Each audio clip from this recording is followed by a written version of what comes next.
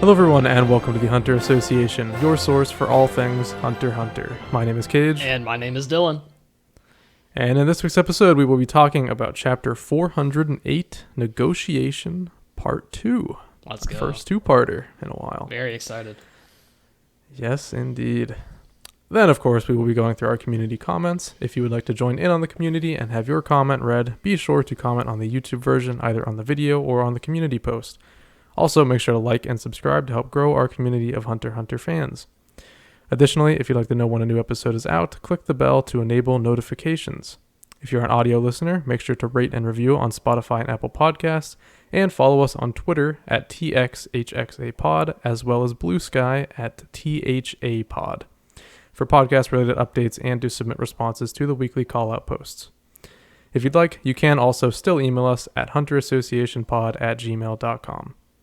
As always, we have provided timestamps in the description if you would like to skip ahead to any of the aforementioned segments. So, this week we got a weird amount of news. There was a lot, technically, but nothing like super crazy. He was kind of just tweeting like, dialogue finished for this chapter, draft finished for this chapter. Yeah, for a bunch of different chapters, not even just one.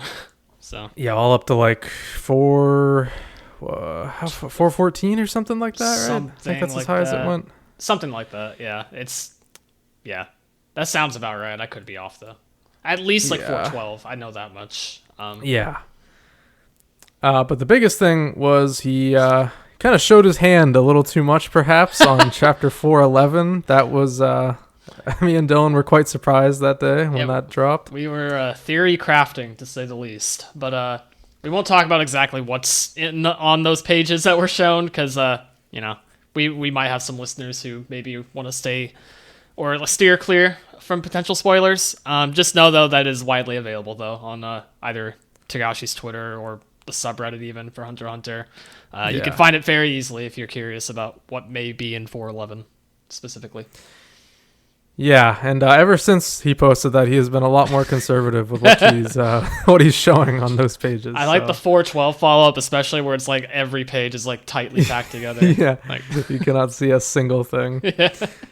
Very funny. But yeah, that was crazy how much he showed there. Mm-hmm. Additionally, we also put out a poll earlier in the week asking you guys who you thought was going to win the card game that we're currently following. And to my surprise, actually, Borkson got a lot more votes than I was expecting.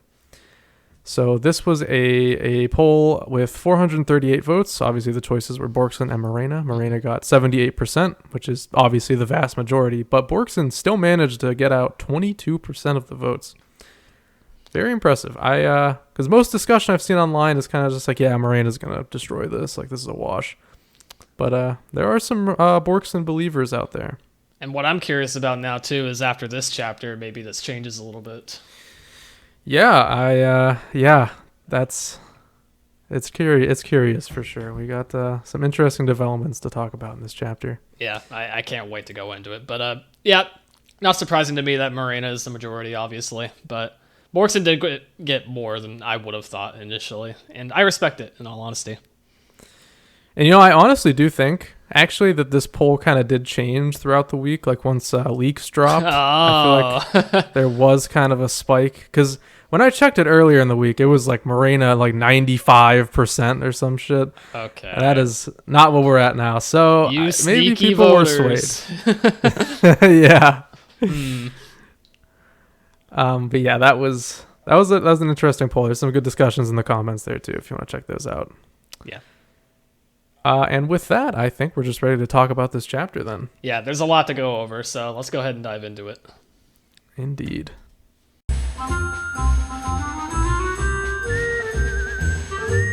All right, everybody, welcome to Chapter 408, Negotiation, Part 2. Be sure to follow along with us by visiting viz.com/Shonen Jump or by downloading either the Shonen Jump or Manga Plus app. They're available for free. The last 3 chapters, legal, free. No subscription needed. Check them out. No strings attached. Exactly. And we open exactly where we left off, which is kind of rare for Hunter x Hunter. But we got Morena looking over the cards in her hand. And saying, "You go first. Please pick a card." As Borkson points to a card that Dylan will tell us about right now. Borkson ends up pointing to the aim card. Negotiation game begin.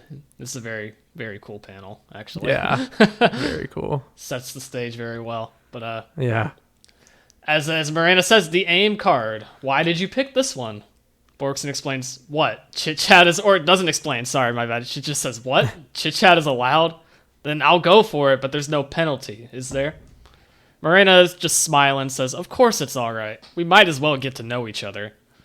As that's Gelato, right? That's kind of looking on? That's the unnamed one. Oh, that's the unnamed one. Okay. Yeah, Gelato has like the two tones hair. Oh, I see. Unnamed has solid, but with the, I guess there's some highlights, but yeah, that's what confused me. So yeah.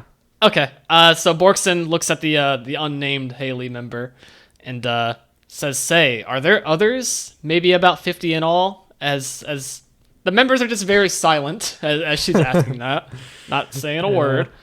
Morena then says, "Heh, nice try. They're not going to talk.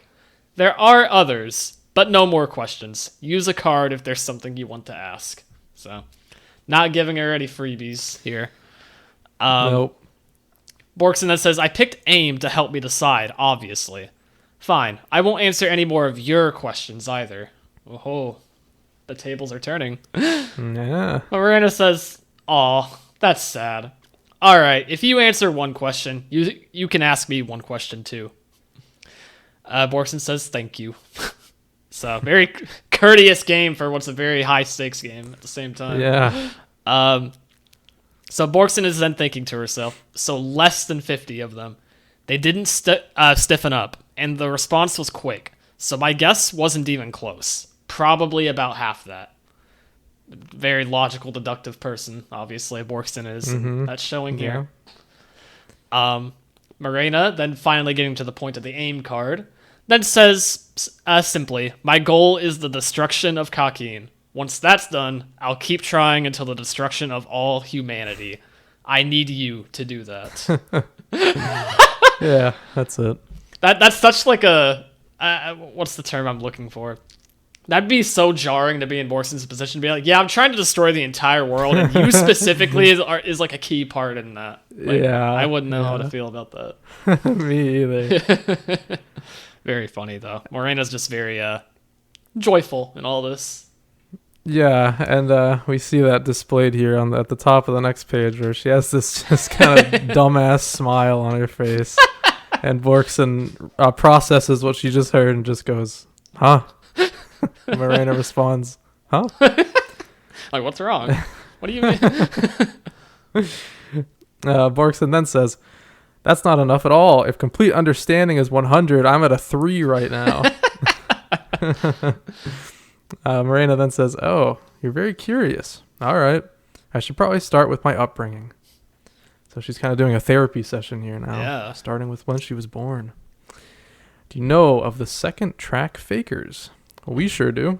And so does Borkson, apparently." Yeah. "Yes, the royals without succession rights, like you." Morena then says, "Yes, the actual Morena Prudo. But I'm not even a royal. Whoa. The real Morena is in a grave marked for me." Whoa. That's a reveal. Did not see that coming. No. Huh. Borkson is equally as confused and says, "What? Then who are you? That's what I want to know." That's what all of us want to know. Yeah. So Morena then says, "The carne lavare." I hope that's correct. Does that sound right, Dylan? You took French. Well, the E's aren't asterisks at all, so it might just be Carn Lavar. But Carne lavar. Okay, true. Yeah, because we do have accented E's in the following word here. Yeah, so that would be Laissez Majesté or something along those lines. Majesté, yeah. The carne lavar we'll go with, and Laissez Majesté, that should give you an idea. Borkson then says, and translates it to something we can understand a little better, and says, "You're a carnival orphan." So we then see, I may be Morena saying this, but probably the narrator here stepping in, explaining the Carn Lavar, which is literally farewell to the flesh. All right. A carnival, in quotes, for the Kakin royal family held once every few years. Once every few years, the royal family travels incognito to a randomly selected village and holds a feast. Again, in quotes. Every single villager is sorted on the spot as an entertainer or other. All right. Great. Then the lèse majesté, an offense against the crown, punishable by death. Before modern times, crimes, even including lower-ranking officials speaking frankly, and civilians looking a royal in the face. Even in present-day post-democratization, that's a tough word to say, contraception, abortion, and genetic testing of royals are considered treasonous acts against the prosperity of royal descendants and are immediately punishable by death. So, Dylan, did this remind you of the same thing it reminded me of? What did it remind you of? The celestial dragons from One Piece. Yeah. Okay, so I'll be real because of how busy my day has been. Just kind of breaking the third wall here. No, and I didn't really get to process this chapter too in depth, but I totally see it. This is like completely on track with something along those lines. Yeah. Yeah, just extreme punishments for basically just kind of like disregarding royalty. Yeah. Also just paints a picture of like the shittiest people imaginable in the world. So there's that. Yeah, too. and we will go on to paint an even shittier picture. Now, Morena, actually talking here, says, my mother was forced to entertain the royals for several days without rest or sleep. Fucked up. Wow. Yeah. Jesus. She was unable to even be aware that she'd become pregnant or given birth to me, and finally died when I was 2 years old. Whoa. Okay. That's heavy. That's a lot. That's a lot. All carnival orphans were scarred at birth and sent to an institution, a base of operations for human trafficking organization run by Haley and affiliated with the underground hospital that treated the mothers. A lot of use of quotes here because what they're doing isn't exactly as it is on paper. This is not for young boys, as shonen is often for this subject matter. So yeah, they're kind of letting the readers read between the lines here, for better or for worse. Yes. Yeah. You then see a panel of meat with a hole in it thrown from a knife, and narration. Could be Morena, could be narrator. It's kind of hard to tell who's saying what here. Doesn't really matter. We're getting the information one way or the other. Saying here, we scientifically sorted. Oh, well, this is definitely Morena then. Yeah. Because we were scientifically sorted into second track fakers or flesh. I was categorized as flesh. For the next 20 or so years as flesh, you get the idea. Recently, I was fortunate to become boss of Haley. We don't get to know how, though, yet. That's a big mystery I wanted to learn about, though. Yeah. Yes. Many more questions with Morena have been risen now. Borkson has a, kind of compassionate look in her eyes. She's understanding here. As Morena continues, while I fulfilled my role as flesh, I discovered a certain talent of mine, and I honed it bit by bit. That's my ability, which served as a catalyst from which I came to plot Kakin's demise. The Carn Lavar is held irregularly. Orphans are classified according to the last two digits of the Kakin calendar. I'm year 98. Over the 20 years before I became Haley boss, there have been 7 batches of carnival children. So we get interesting information here as Morena continues. The most recent batch of orphans is year 20, last year's, meaning the last carnival was held 2 years ago, the year after the democratization commemoration celebration. So Morena then continues, don't you understand? Kakin hasn't changed at all, and it won't change ever. This is the general framework from which my desire to destroy Kakin grew. So, yeah, this whole celebration is still a very recent thing that's happening within the within Kakin in general. Yeah, which is crazy to think about because there's so many things we've heard about Kakin that's like, oh yeah, that's ancient tradition. We don't do that anymore. But this isn't one of them. No, this happened just 2 years ago. Yep, still doing this one, huh? Which it's a little interesting how I feel like Togashi is making a point though that like, yeah, this happened like not that long ago still. So like, could there maybe be more people affected from this very screwed up tradition, to say the least, that could be like relevant within the plot? It's kind of setting the cards for like maybe something along those lines. I could see it. It might not just be Morena. It's kind of the point here, but yeah, for sure. We don't really learn much more about that though. It's just kind of left at that for now. As Borkson is very, she understands how much Morena has been through now after hearing all this. And Morena then says further, I need people to help me achieve my goal, each with special abilities. And the one whose ability will fill the most critical role is you. Looking at Borkson. That's why we invited you here and why we're trying to recruit you. Borkson then asks, how do you know it's me? Morena then says, I can't answer that with this card. And that's it for this one, as she discards the end card. And then, I'm horrible with the Haley name specifically. What's this dude's name? Oh man, hold on. I made that image specifically for this reason, so we could have quick access to their names. Right. Let me see. Oh yeah, if you missed that, by the way, guys, I made a little chart explaining the rules. It didn't end up being very useful this time because it was kind of a lot of talking rather than playing the game. But we got through a lot of the cards already in this chapter. Yeah. Alert, so his name is Orarge or Orarge. I probably Orarge though. That's Orarge. That sounds better. Yeah. So Orarge then, kind of humming to himself, it looks like, kind of comes up to the table, takes all of Borkson's cards, and then just starts shuffling them really fast and lays them all out. So Borkson does not know which card she's about to choose. Morena then says, okay, please slide a card toward me and flip it over. Borkson kind of looks carefully at the table, it looks like, taps a card, slides it to Morena, and then starts to lift it up. And Kaige, what card is revealed? She picks up the Joker card, which means either yes or no. And Borkson says, the Joker. Yes and no are no different to me, so this card has practically no effect on me. Discard the Joker and pick up the next one, Morena says. Borkson picks the Power card. So already we got the two cards we were hoping for. Oh, yeah. That was very cool. Borkson's thinking like us. This makes Morena blush. She's like, wow, you're asking about me twice in a row? I'm flattered. I'll try to explain as clearly as I can. I gotta say, I like the bubbly looking background yeah, as well.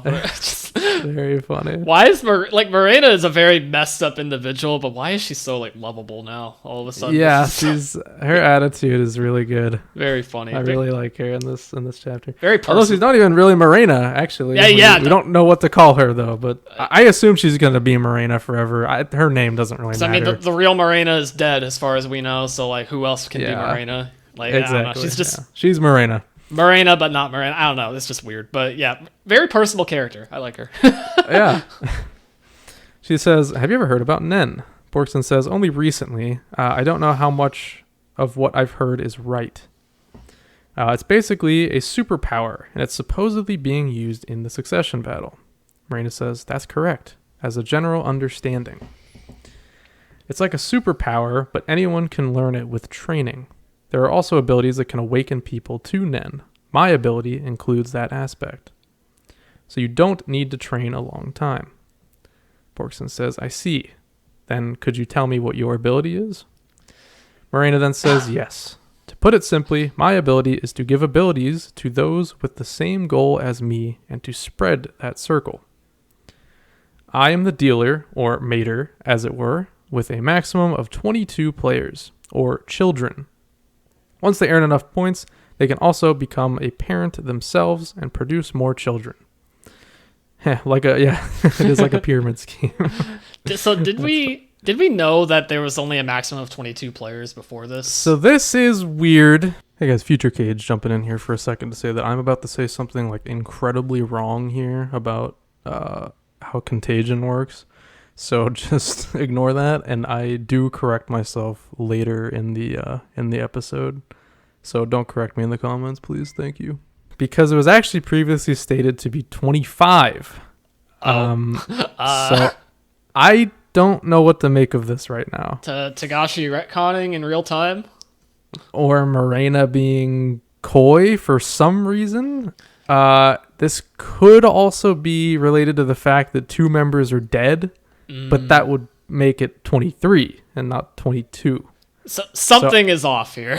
Something's weird. I don't know. Maybe we got some comments about this that we'll read soon. I don't know, Maybe. but that was an interesting thing to me. Yeah, I'm not really sure what to make of that. Huh.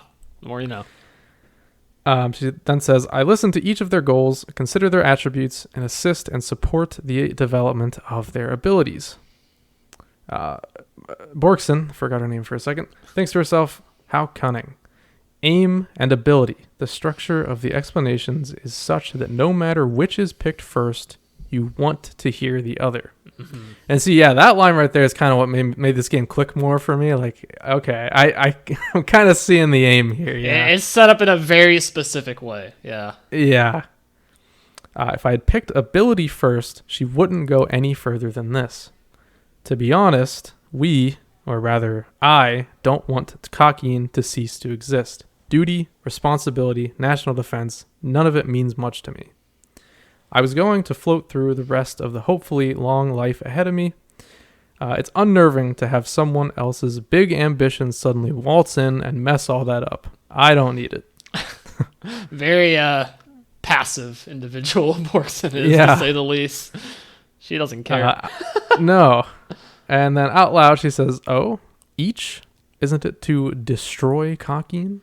Referring to each person's goal, right? Yeah. Right. So we then proceed to get probably the yappiest page in a long time.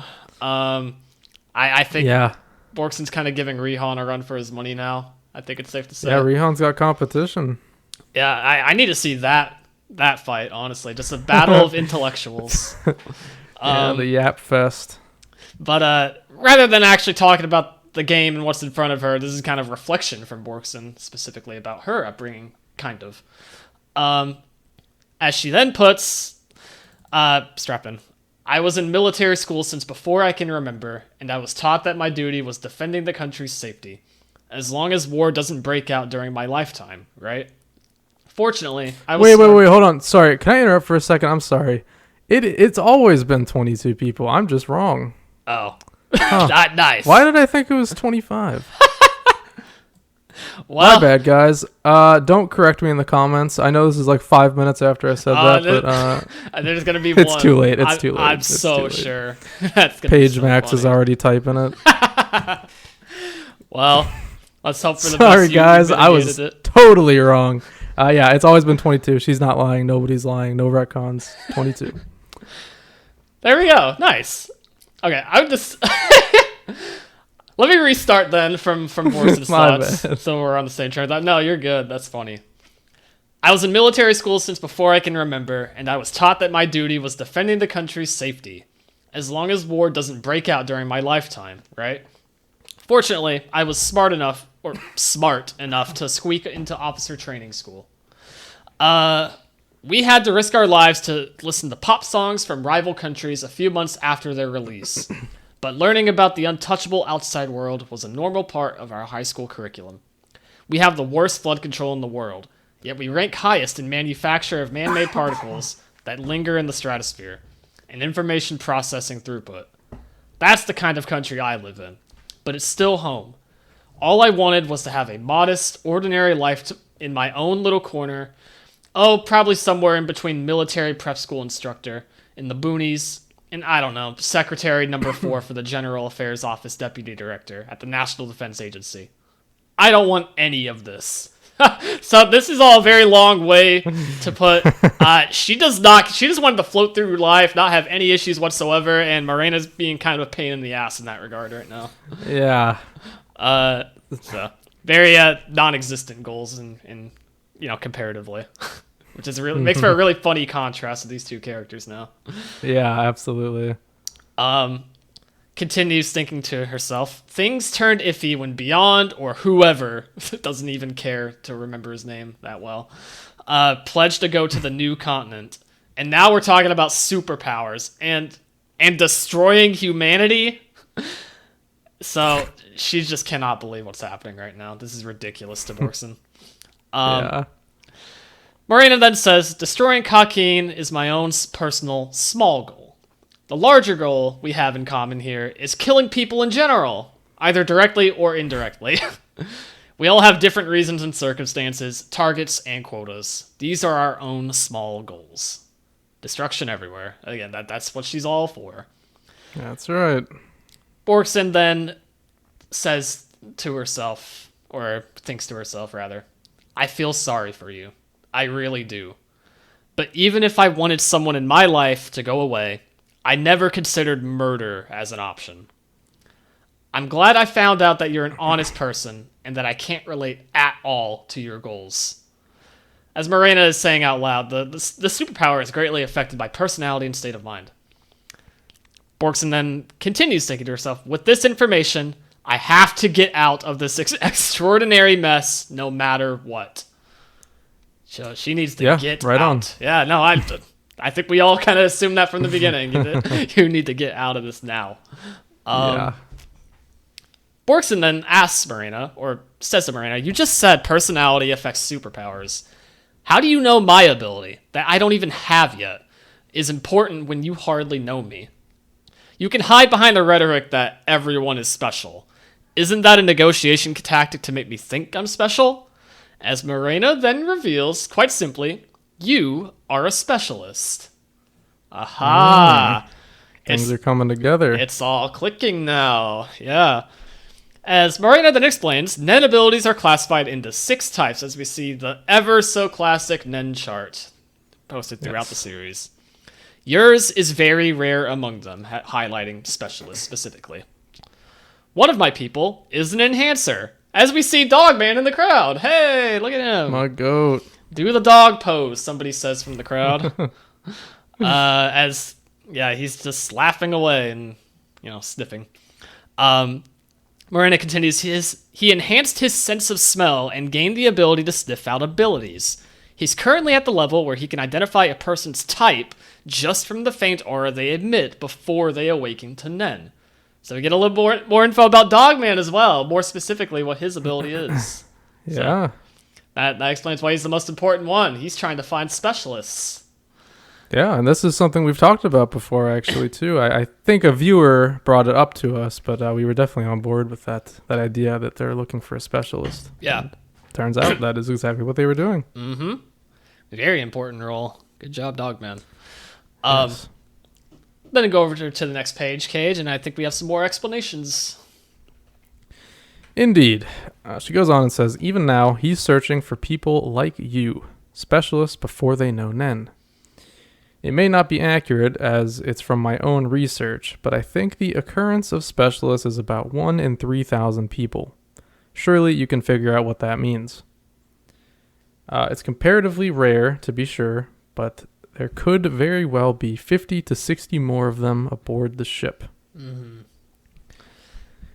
It would be best if we can find someone with the larger goal in common. It doesn't have to be you in particular. She, kind of looking like the Morena we knew before now. Yeah, more intense look in her eyes. Trying to make a point here with what she's saying. Doesn't have to be you.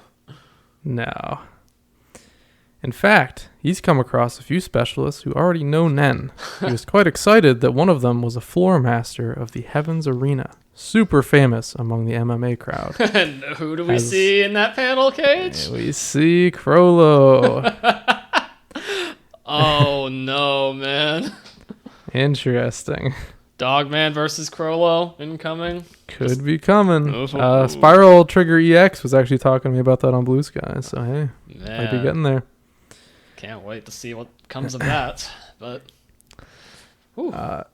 goes on and says, that's what I mean by your risk increasing the longer this takes.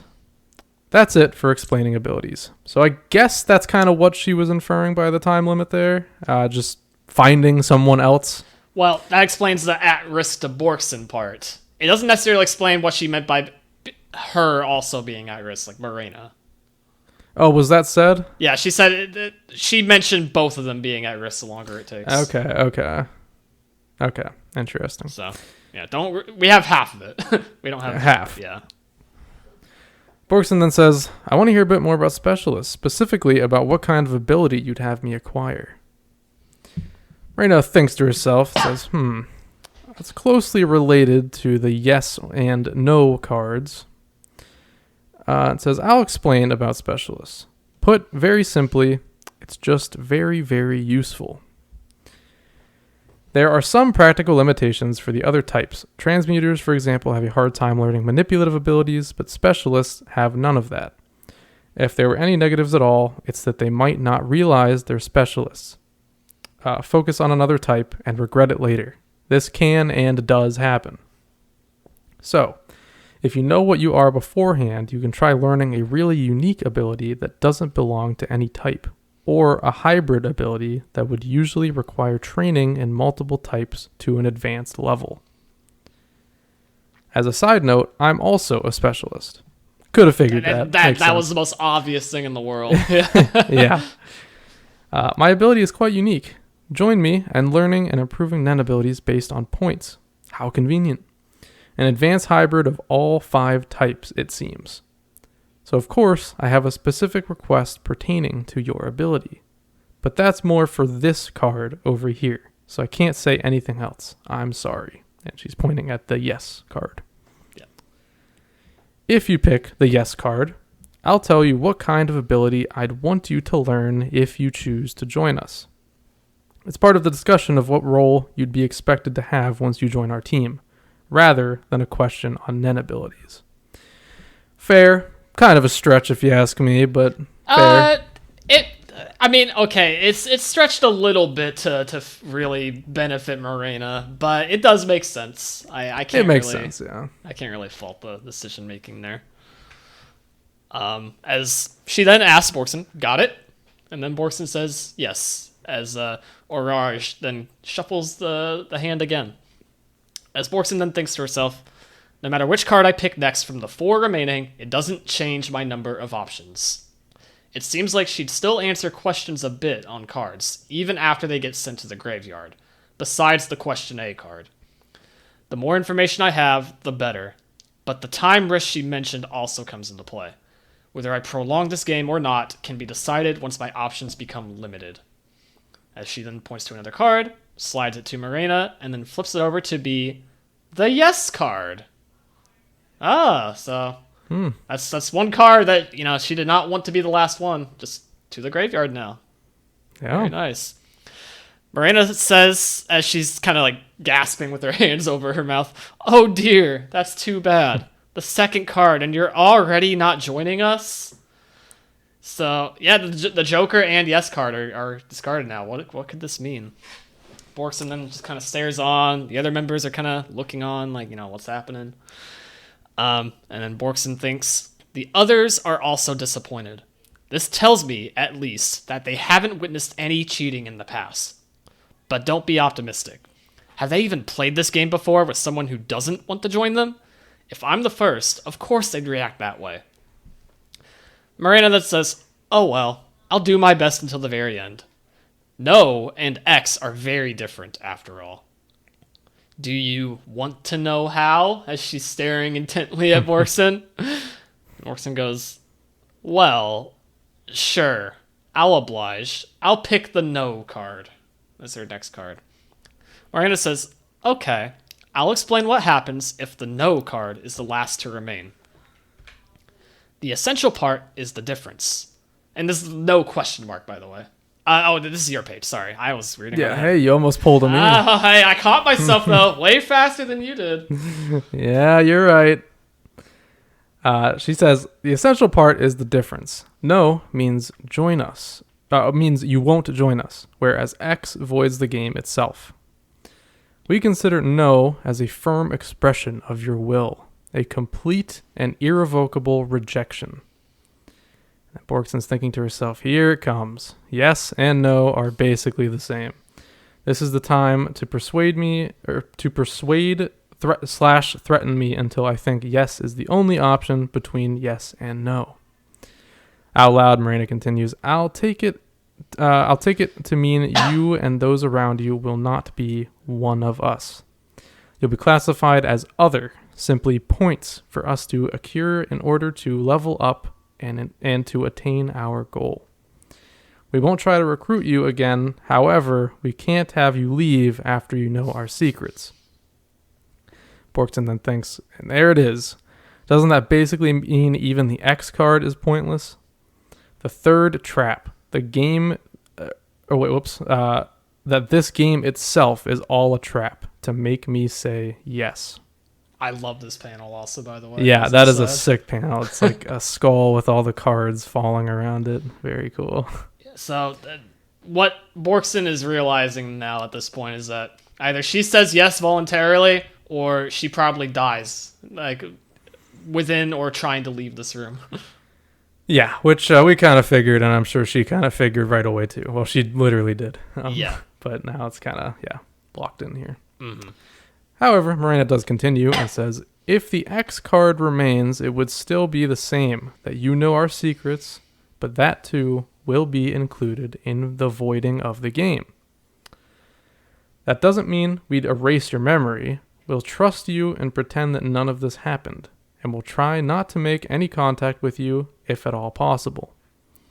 Not to mention, there will be no cheating by twisting that none of it happened into pulling a, hey, we've never met before, let's play a game. We'll also try not to involve anybody around you. Specifically, we'd go over the information we learn and the people you care about, share that info among us, and avoid those people. Although, considering our ultimate goal, the more correct expression would be put them off until later. Yeah? Yeah. Borkson then says, to save time, I need to ask outright. The X card not only has no merits for you, but the risks to you are high. I can't believe that you'd trust me under these circumstances either. Can you explain how this makes sense for you so I'd understand? Miranda says, oh good, I was about to explain. It's actually a long story, but the merits are precisely that it's very risky. So we kind of talked about this in a prior episode, right? About how, like, there could be restrictions on this game because of the reward that comes with, whatever Nen might be infused within this game in general, right? Mm-hmm. Which seems like we're kind of getting confirmed here, as Morena says, or as Borkson then says out loud, I see. Vows and limitations, high risk, high return. And then I think Morena is saying this part, it's a very important component in Nen. If the negotiations fail in a game of life or death, well, that's it. Even if that comes at great risk, I must accept the outcome. By playing the game that way, my ability can more strongly support my team. So, yeah, basically confirming that the X card is there as like to kind of help boost how high of a reward this would be for Morena in general and her group. Mm-hmm. It's the same for those who join. By taking on the risk that if you die, or by taking on the risk that you die if no is your last card, the effects of my ability and the resulting team unity become stronger. As they are kind of just staring at each other now. Blank faces for both of them. But then she cracks a smile, Morena that is, saying, that didn't upset you much. Wonderful. Borkson says, well, I knew it was coming, and I guess it doesn't feel real yet. Morena then says, oh, it'll feel quite real when you're down to 2 cards. Go on. As Borkson then slides a card over to Morena, flips it up, and it's the X card. So, yeah, there goes that to the graveyard. Rough. Little rough, because now... Not over, though. Not over, as Borkson then thinks to herself, now, the cards I have left are no, which is death, and return, survival. Because remember, if return is the last card, or if return is picked, you get to bring back a card from your graveyard. Correct. So if that's the last card, she can bring back X, and then the game is null, and then that's that. Yeah. As she is thinking to herself that, these are the last 2 cards, it's a 50-50. we then hear lots of beeping, interrupting the game, as both Morena and Borkson look very shocked at this. As it's then revealed, as we see an overview of the Black Whale in its entirety, special martial law. Special martial law has been declared. This is not a drill. Repeat, this is not a drill. Oh, man. Whoa! It happened. It happened. It happened, guys. So I think me and you are probably in agreement on what this likely meant, like what's happened in that moment, right? Or what happened shortly preceding the Are we? The What do martial you law? think? I think Hulkenberg did it. I think he swapped Yes. into Okay, Benjamin's we are on body. the same page. 100%. He's in Benjamin's body. Yeah. Yep. Or he's still in Balls' body and convinced Benjamin to declare martial law, but I think he's just in Benjamin's body, straight up. Yeah. Yeah. We are definitely further ahead in time than we thought. The funeral's over. It's all happened, or at least we're in the middle of it. And shit went down. Hulkenberg won. Who knows if we'll cut immediately to that in the next chapter, but Jesus, it happened, guys. Martial law. I think not. Yeah, I don't think so either. But man, I wish, because, dude, We have a lot we're more just to go gonna be over thinking before about that. this forever. Yeah, Yeah. like, dude, I this is crazy. I'm so excited. I really think this was Hulkenberg. What else could it be? Really, you're gonna say this was just Benjamin straight up? Nah. I mean, no it's way. it's martial law. The only person involved with martial law is Benjamin. So Yeah, like, it's either Benjamin or Hulkenberg, or like a Hulkenberg follower, I guess, in Benjamin's body. But I guess it's gotta be Hulkenberg that did this. either way, Benjamin stocks plummeted now in real time. So that's Yeah, great. and Hulkenberg keeps rising, guys. Yeah. Always to the top. He's gunning for it. I'm wondering what this means for the game, though. Like, it's not over yet. Like, is this going to interrupt their game? Do they have to postpone it for later? Like, are they going to finish it up? I don't know. We're probably not even. It's gonna cut away. I know it. We're not seeing them again. We're next not chapter. seeing the end of this. We're going to get negotiations part 3 in like 2 years from now or something. Probably. Yeah. Man, crazy though. Crazy stuff. Yeah, that was such an exciting way to end the chapter, man. I was popping off. Like, I didn't think we'd be seeing this already. I love what's going on with time lately. Like, Yes. we're seeing. We don't know how much time is passing in what we're seeing, and that's so cool because, like, any moment you could hear some insane shit that you're like not even thinking about right now, but it's happening in tandem, and we're gonna get back to it. Yep. But we're just not seeing it right now. That's the fun part about Hunter x Hunter to me is that there's already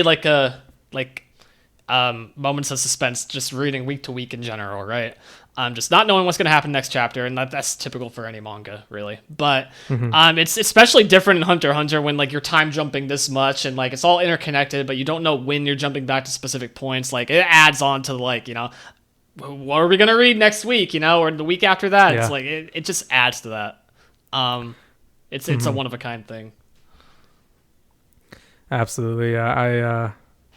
Another thing I did want to bring up before we just kind of talk about the chapter as a whole.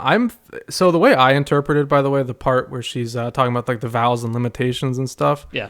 I don't think that's saying that the card game is a Nen ability. I think she's just comparing she's equating the process of this card game to Nen, since she was just talking about it.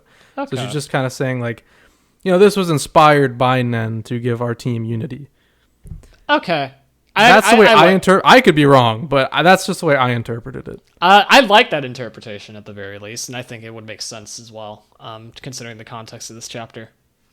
Yeah, I'm a pretty firm believer that there's no Nen involved with the game. I kind of made that clear. I was swayed a little bit. CJ brought up a lot of good points about it being Nen related, but I'm personally on the side of it not being Nen, and I think this chapter kind of enforced that for me even further. Yeah, that's but. Who knows? It's in the world of Hunter x Hunter, and especially Morena now at this point. Yeah, who knows? Yeah. But one other thing I wanted to touch on before we get into chapter overview as well is just the fact that like it's confirmed now that Dogman is looking for specialists, right? And obviously, like they're teasing an encounter with Crollo, which who knows how that's going to go down. But we have to remember now, this is all interconnected to Morena's goal specifically for Haley, in that they just need a specialist in general, right? So if Borkson doesn't end up working out for whatever reason, which I feel like it's a 50-50 shot that she actually gets out of this alive now. It's not impossible, right? Yeah. We have to remember there's other specialists on the boat as well that could get wrapped up into Haley, because it feels like Morena does not care who it is. As long as they are a specialist, they will try and find them and get to them, right? We know some already that they're on higher tiers, but maybe they potentially get involved with Haley business in some way because of the fact that they're specialists. Think of like Karapika. Think of Serenich. Just, people like that. I feel like it's important to note that that's an avenue for them to get involved, even if it sounds crazy right now. Just the fact that they are a specialist. And I don't know. I just want to talk about that briefly. 100%. I don't... Man, going for Serenich would be wild. It would, which is...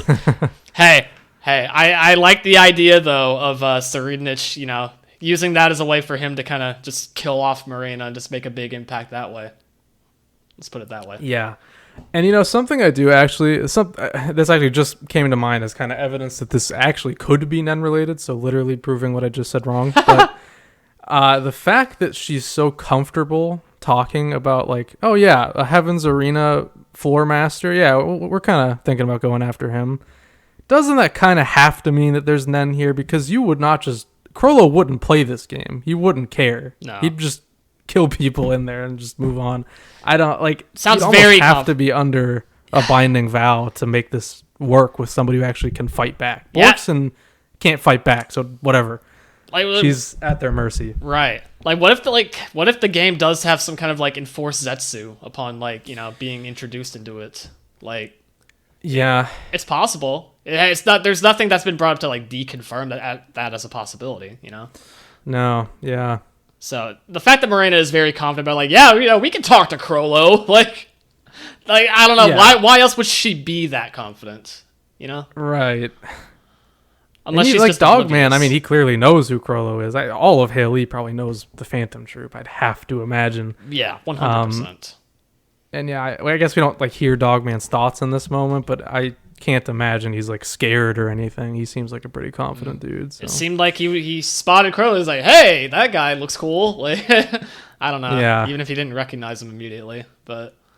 So this is probably what Crollo will be up to during the funeral. We were kind of talking about that 2 chapters ago, what's going to be the thing Crollo runs into here, and seems likely maybe a fight between the two, or I don't know. Something's going to happen with those two. I expect more of a conversation, at least to start. Yeah. We'll see where it goes from there. Do you think maybe there's a chance Crollo even just goes along with it for his own personal goals? Entirely possible. He could see it as maybe some kind of path to get the tier 1. I don't know how he could get the tier 1 through Morena exactly, unless he just wants to help them cause chaos enough to the point where he can just kind of do whatever he wants. Right.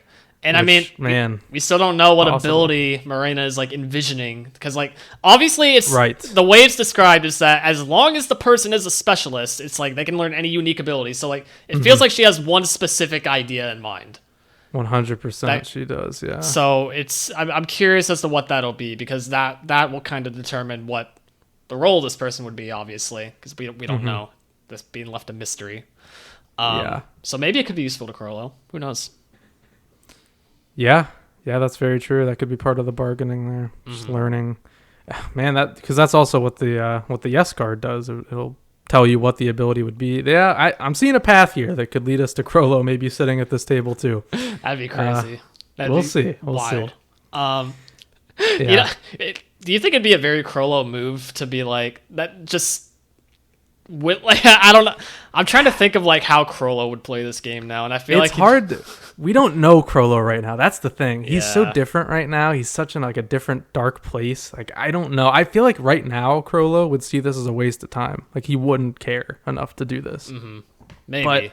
But the logical side of Crollo, the Crollo we knew a while ago, I think he'd probably try to do this just because there's a chance here this could bring me to tier 1, or at least give me something that I want. So he would take the time to do it. Yeah, a calculator. But we're seeing a much more impatient Crollo right now, so I don't know. Yeah, it's hard to say, I guess, but man, I'm curious what that's gonna look like. Just how he gets. It's set up now. He's gonna get involved with Morena / Haley in some way. It's just a matter of to what extent and how far. Like, will it just be a fight with Dogman and that's it, or will it go further? That'd be a cool fight. It would be a cool fight. I'm excited for that possibility, but we'll see. Yeah. More stuff to be excited for that funeral, man. I cannot wait to see that actually go down. Absolutely. So yeah, just general thoughts. What do you think of the chapter overall? Great chapter. You know, it was a classic yapathon of a chapter, in all honesty. But you know, that's Hunter x Hunter, baby. And we got a lot of answers to questions. A lot more questions as well, especially relating to Morena. What Crollo may or may not be up to, as we just talked about. And yeah, like Borkson just proves to be a very intellectual character as well. I'm getting more invested in Borkson as well. Wondering what she's going to be up to a chapter or two from now, or whenever we cut back to whatever's going to happen with this game. And yeah, the martial law reveal is insane. That's going to be the catalyst has happened essentially, guys. Like, it's just a matter of when we actually get to explaining the catalyst. And yeah, this chapter set up a lot of high expectations for me. I'm very excited for what's to come. Yep, I'm very inclined to agree. Super exciting chapter. I loved the mind games here. I loved hearing more of Morena's past, learning that she's not even Morena. That's wild. Hearing more about Borkson was cool too. Just her like philosophy. They're kind of just like wanting to go with the breeze, not really caring about much of anything, and then having somebody with a very strong ambition coming in and kind of, you know, muddling everything up. Yep. I think that's very cool.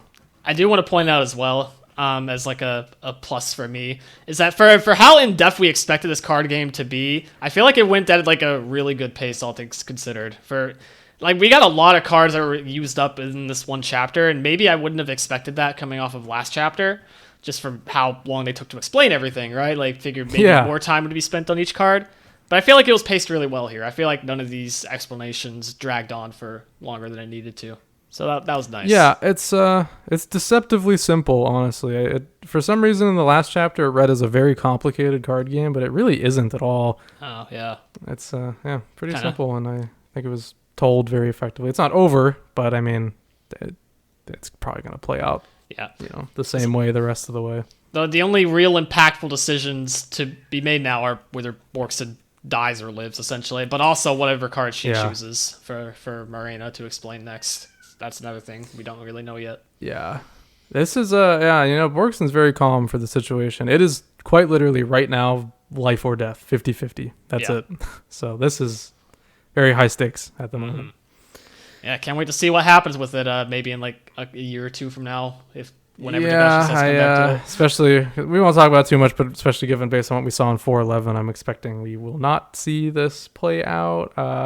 I guess we do still have 2 more chapters before 411, so potential. Maybe there's a possibility we see this finish, but I'm doubtful. Yeah. If you're curious, look at the 411 tweet from Togashi the other day. There's something very apparent in it that's pretty hard to miss. But yeah. So yeah, I guess you said your piece. You got anything left? That's pretty much it for me. Yeah, this is just a very good chapter all around, and I'm very excited for what's to come. Great cliffhanger, probably the best cliffhanger of this batch. Yeah. Oh yeah, amazing cliffhanger. Martial law, dude, wasn't ready for that. That was awesome. Yeah, that was great. All right, well, I think we're ready to see what you guys had to say about it then. Yeah, let's get into it. All right.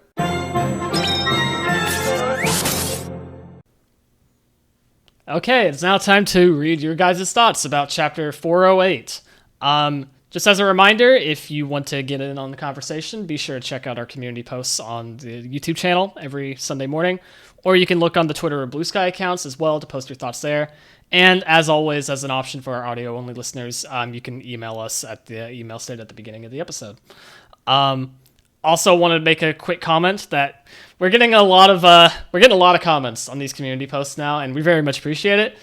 Just wanted to call out again, though, that we may or may not have to include comments depending on the amount of time, like if we're running out of time on an episode, if we're pressed for time at all, and just for general clarity of this section. Just keep in mind that, we may or may not showcase your comment on the video or the episode in general. That being said, if you guys are interested in checking out maybe some stuff that we didn't talk about here, be sure to check out the community post on the YouTube channel and read through all the replies and comments there. There's a lot of interesting stuff that we may or may not get to week. And if you're interested in more of what the community has to say, I think that's a great place to check out discussion for it. So absolutely. So we get a lot of cool comments on those community posts. I really encourage you guys to check them out if you can. Mm-hmm. There are a lot of really long ones that we we do include long ones from here from time to time. Yeah, pretty frequently, honestly, but sometimes they're a bit too long and we can't get them, but they're really good. I specifically this week, go check out insert name 5371's comment. We did not include it here. I'm sorry, but it's really good. Go check it out. Yeah, absolutely encourage you guys to go read that. Go respond to it with your thoughts. Get it on the discussion, whichever way you can. Not just by listening to us ramble about these. Yeah, also another shout out to Spiral Trigger EX. He's always going through. He reads through like all those comments, replies to them, gets other discussions going. That's awesome. Keep doing that, guys. That's like a great way to just like keep our community going. It's fun to see you guys talk about it in the comments. That's what it's all about for sure. Just wanted to kind of make a comment about it here. Without further ado, let's go ahead and get into the comments we're highlighting today. So first up, we have one Twitter response from the Twitter call-out post from Ed, our boy Maha, in the flesh again, saying something beautiful about waiting 30 chapters for answers to a mystery and have it be answered so smoothly. Our retort to SW size complaints usually boil down to waiting because the potential is Chimera Ant level, and this chapter really is that payoff we talk about. Greatness. I couldn't have said it better myself. This is a good follow-up to that burning question of just like, just Morena's intentions in general, and just kind of following up on that, her introduction as a whole. Really good stuff. I couldn't have put it better. Yeah, totally agree with you there. Yeah. All right, next one comes from Issa, who says, I have two ideas that got to do with Crollo. Okay. 1. Crollo went upstairs, did some crazy stealing/killing and or Nen ability taken away. And because of that, martial law went into effect. Okay. 2, if not that, Crollo will be busting through that door where fake Morena and Borkson are sitting to team up with one of the two. A Borkson team up being a possibility is something I hadn't considered. That would get him easy access to tier 1, I suppose. But that's like another thing. Like that's like to Borkson. That's probably comparable to just accepting the offer from Morena, anyways. Yeah, no, you're right. Working with the Phantom Troop, but dire circumstances. Maybe in the case of like, I need to get rid of the Haley because this is going to be ruining my entire life. Yeah. Yeah, that's. Yeah, I kind of like that. Yeah, Crollo, so maybe, Dogman approaches. They talk it out. He's like, all right, I'll go with you. And he goes there, reads the situation. Maybe he makes the call to team up with Borkson in that moment. Borkson won't really be much of a help right then, but he might, weigh his options and see future possibilities with Borkson being a better option. Maybe. Yeah, I kind of like that. I could definitely see it. And also, this is kind of making me realize, too, the possibility of, like, the martial law thing being a complete red herring for what we're expecting, with it being the Benjamin Hulkenberg stuff. It could be a red herring, and that would be very Togashi-like in this instance. The only thing that makes me not believe that is just the fact that that would have to mean that, like, where we're at in this chapter is, like, completely post-funeral. Like, that's already done. And I feel like what martial law happening, that's got to happen like during the funeral, right? Or like well, not necessarily. No, I think it would happen post funeral. Like, because isn't the entire point of the funeral is that by the end of it the body will be like to Benjamin for him to do whatever with, right? Wasn't that the point of it? Because Benjamin wanted to confirm that he was like dead. Yes, because they're gonna send his body off on another boat, Right. with all of his followers, and I think he wants to like inspect it beforehand or something. Yes, something like that. Yeah. So yeah. You're right. Okay. Hey, maybe we'll see. I don't know. Only time will tell, I suppose. Yeah. Next up, we got another comment about, referencing Crollo, from Drake Curry 5, saying, Crollo potentially working with Morena while she's being hunted by the other spider clique would be crazy. Yeah, that would be quite crazy. Imagine the troop walking into a room and just seeing Crollo, like, shaking Morena's hand. Wow, yeah. That'd be wild. Reminds me of a bit when one Zoldyck group was hired to kill Crollo while the other was hired to kill the 10 Dons who put the hit out on Crollo. That wouldn't be dissimilar, I suppose. Interesting. Also, Morena has striking similarities to Makuro from Yu Yu Hakusho. I hope she doesn't die in this arc. Never know with Togashi, but some of these endearing characters can make it out alive. I don't know if you can comment maybe on the Makuro reference, but... Yeah, so Mukuro was a character, unfortunately not... she's a victim of, Yu Yu Hakusho. I don't know how familiar with her, the whole Yu Yu Hakusho ending situation, but it was cut short, sadly, during its run, and she's a victim of that because the final arc was cut dramatically short, and we did not get to see much of Mukuro, but the skeleton is there for sure. I definitely see the comparison. It didn't spring to mind immediately for me, but I did see a lot of people online talking about that comparison as well. And yeah, I think that's pretty cool. I don't have much to say about Mukuro, unfortunately, just because of how the last arc is in its final form, but I see what you're saying for sure. Seems like in general there might be a lot of Yu Yu Hakusho inspirations as of late from Togashi. 100%, yeah. There's a lot of stuff. This arc, a lot of people will say this is probably what the final arc of Yu Yu Hakusho would have been if he was able to finish it properly. It's so funny to think about. Huh. Yeah, it's really cool.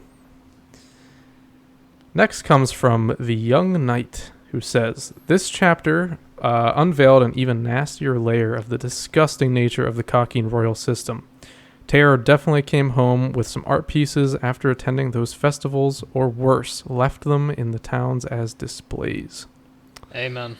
Yeah, I wouldn't put it past him, I guess is the best way I'd put it.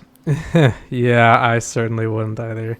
Referring to Serenich, by the way, for anybody uninitiated with that nickname. But yeah. Definitely could see that. Yeah, Kakin is disgusting. No other way to put it. Yeah. Next from Lebra, saying, Hulk should have emptied that entire mag into Nasabi. Amen. Couldn't agree more, man. My God. I don't even want to think about what Nasabi was involved with at this point. Yeah. I got nothing else to say, but I agree. Yeah. Yeah, completely agree. Sorry. Next comes from Ryan Whale 14. He says, we received the amazing landscape spreads of the outer shell of the black whale with the staircase and the funeral procession up the stairs that have joints that allow it to raise in order to paint the picture how locked down the tiers are during martial law, as well as the people/organizations that hold the keys of transportation. That was a crazy long sentence, man. Crollo wanting to move up may have to buddy up with Dogman so he continue up, and we know Dogman was hyped when we noticed him. Yeah, that's kind of what we were just talking about. The idea of Crollo seeing a path forward with Dogman rather than actually being interested in joining Haley. Especially with martial law underway, where transportation up the tiers isn't as easy. Okay. Yeah, I'm seeing it. But see, the thing is, this comment assumes that martial law happened before the funeral, or before really in the middle of it, before their meeting, I guess, before Crollo and Dogman even met, which I find unlikely because I feel like that's something that will happen during the funeral. Okay, well, this we're also assuming when events are taking place, though, because for all we know, that crowd where Dogman sees Crollo could be after the fact that they went up the stairs. Man, you're right. We don't know. Yeah, Morena's talking about the fact that. Oh wow! Wait a minute. This is actually kind of crazy, because Morena talks about that like it just happened. I'm getting reports from Dogman. Yes. He just saw this Heaven's Arena whatever floor so master. We could probably assume that that's after the fact that, you know, after they, at least towards the, like, whenever the Hulkenberg Benjamin stuff, if that's even what it is that's so happened. Interesting. Yeah. But yeah, my point though is that we're making assumptions on both sides here on like yeah. what events. Oh yeah, no, 100%. Yeah, it's all assumptions, but yeah, wow. I don't know. Well, it's really just a big wait and see. I don't know. I just don't know when this is happening now. That's a great point. I hadn't even thought about the fact that Morena was like really talking in the present when she was mentioning that part. Yeah. Yeah. So, who knows when that's happening? But yeah, I don't know. I think buddying up with Dogman for his path forward to the upper tiers would be it would make sense narratively. So, yeah. Getting him wrapped up with the Haley stuff as well, along with the rest of the troop, could be a way for them to cause havoc as well. You know, we'll see if that comes to be. Next up from Edo Kava, hope I said that right. Random theory. We know that 1, Morena is as old as most princes. Okay, yeah. 2, she isn't the real Morena, and DNA testing isn't allowed. 3, she unlocked Nen by herself, is beyond her father. So we know that the real Morena Prudo was this Morena's like mother, right? But the whole backstory is that this pregnancy from the real Morena was from somebody from the royal family, most likely, right? That was involved in the Karn Lavar and stuff like that, right? So would that be under the assumption that Beyond is like a secret prince of Kakin, potentially, or just a part of the royal family in general? That's kind of the that's the whole here, because he's not royalty. He is highly trusted by Nasubi, at least seemingly. There might be a little more to that, but that's also 20 years ago.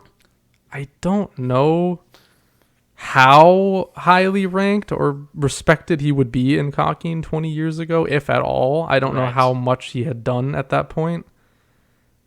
There's a lot of questions that would have to be answered for this to make sense. I would say no. I don't think so, but it's not impossible. Yeah, I'm kind of in the same boat as you with that. Not impossible, but I think it's... I don't even know if that'll be a talking point at all about, like, you know, who Morena's father is. Like, I don't know if that'll be... Yeah, I don't think it matters. Yeah, I think the whole upbringing in general is reason enough for her character motivations, you know? I don't know if we need to explore it much deeper than that, personally, but... Yeah. Who's to say? Not really. But, hey, it's definitely a possibility. A lot of Beyond kids out there. Yeah, for sure. And probably a lot of, like, you know, undiscovered ones, too, really. Like, I don't know how he would have tabs on all of them. Yeah, we still have the question of, you know, which prince is Beyond's child in general. So we'll see. We'll see if that ties in, I guess. Next comes from Minin, who says, I don't even know where to start, man. Morena isn't the real Morena. The most tragic backstory in Hunter x Hunter. Martial law actually being relevant. I don't know if I agree with the most tragic backstory in Hunter x Hunter, but it's definitely up there. It's up there. Very it's up there. It's up there. Martial law actually being relevant. Even more blatant social commentary, ill focus on martial law. So, martial law is now in effect. Place your bets on how it was caused. Okay, let's see. I'm curious here. 1. Loserus getting ganked by Melody and Kaiser. Hadn't considered that. That's not an impossibility. Yeah. 2. Benjamin figuring out what Hulkenberg is doing. Oh. Again, it is possible, but... And 3, Hulkenberg successfully possessing Benjamin. Or 4, some crazy shit at the funeral that we just haven't seen yet. That all of honestly, these are that's possible. Probably I'm in on number 4, to be honest. Or 3 or 4 for me. Melody and Kaiser getting loserous. Hey, maybe, but something's going on there. That might not even really happen. I'm still like... That might be like that might be bait. You think they won't pull it off? Like, I think intervene. I think there's an ulterior plan there to expose Kaiser in some capacity. Oh, okay. I don't think Melody actually wants to kill Loserus. I could be wrong. We'll see. I'm just throwing that out there, but that was a thought. we're gonna cut back to that, and we're gonna have like Melody and Kacho meeting up in secret to talk about how to get rid of Kaiser or something. Yeah, maybe. Yeah, I'm curious. We haven't touched on that plot line in a minute. But yeah, I'll be curious. Goes on and says, my guess is that Hulkenberg does something crazy and Benjamin gets away and enacts martial law.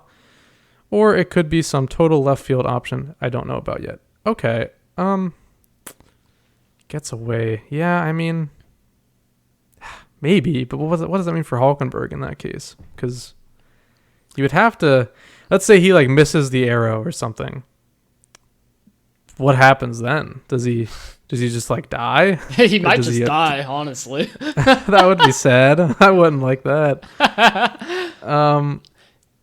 I just don't want Benjamin to get away, man. If it happens, it happens. I'll let it ride. But I love Hulkenberg so much. I want him to succeed here. Oh man.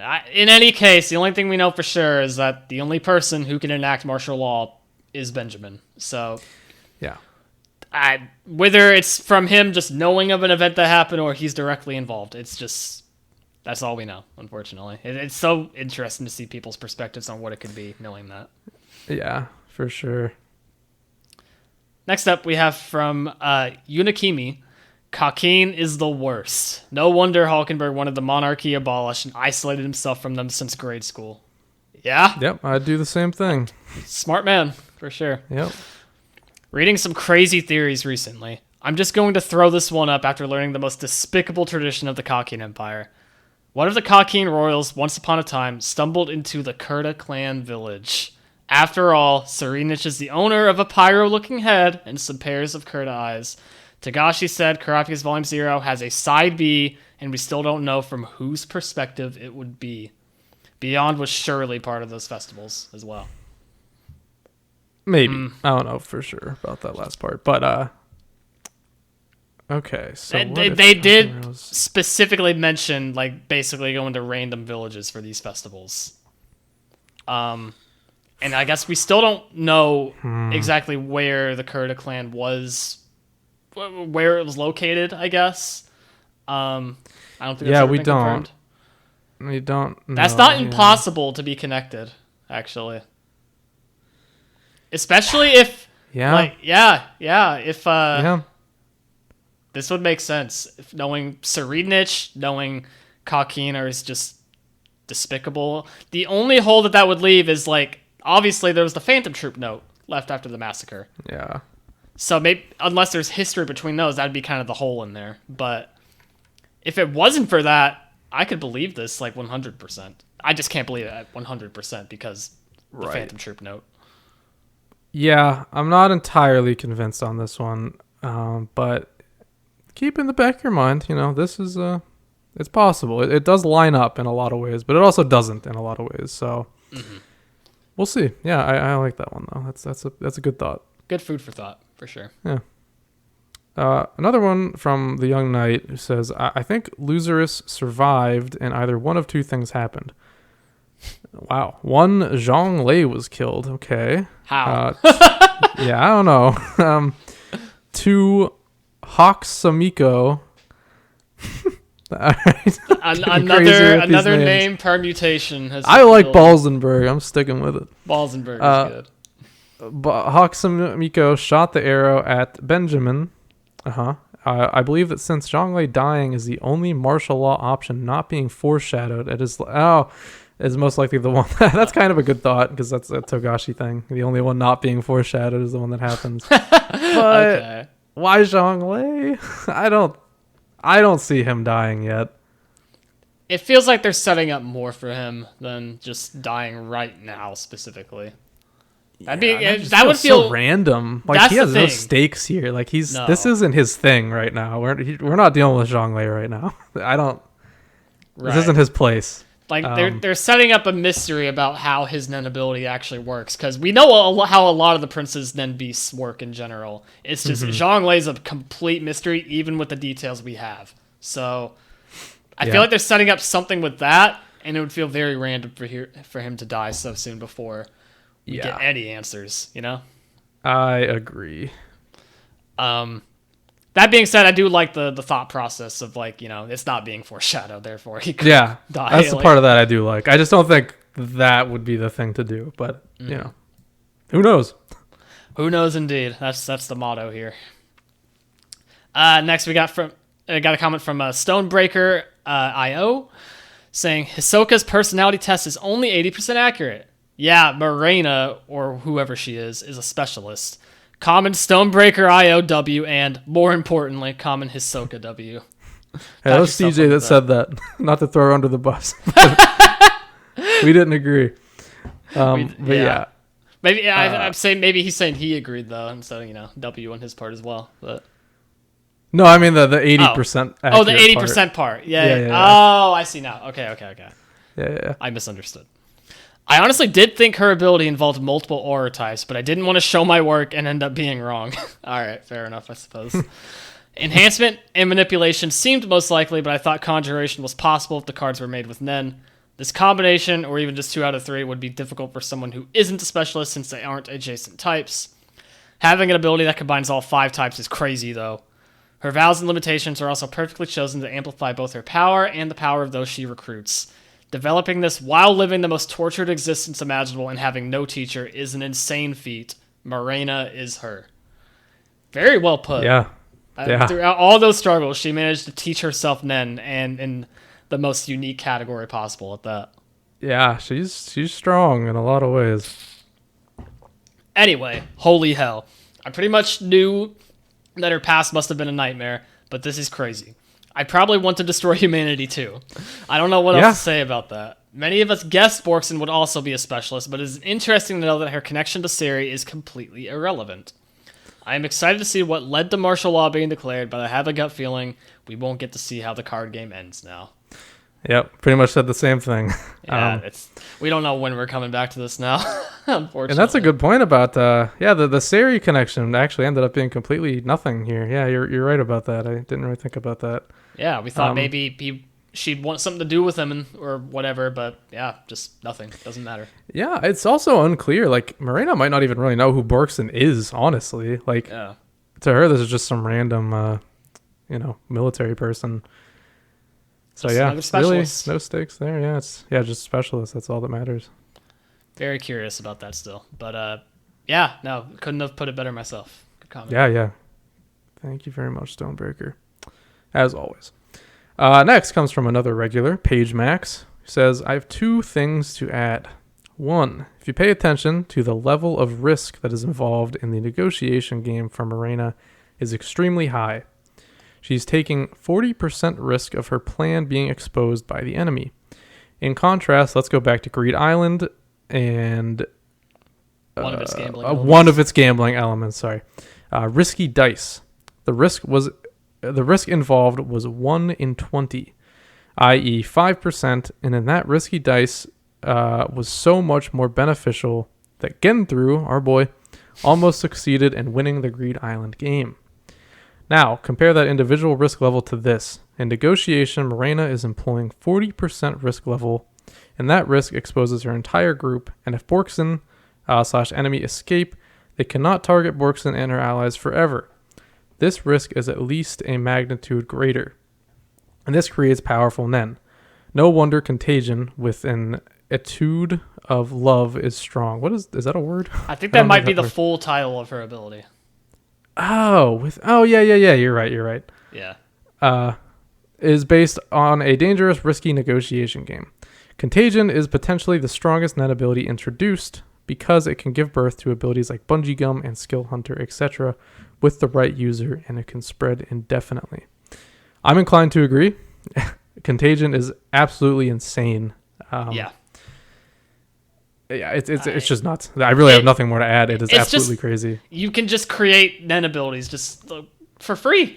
For free. Yeah. And whatever you want. If we are to believe Morena here in explaining her ability, and that's really all there is to it, then wow.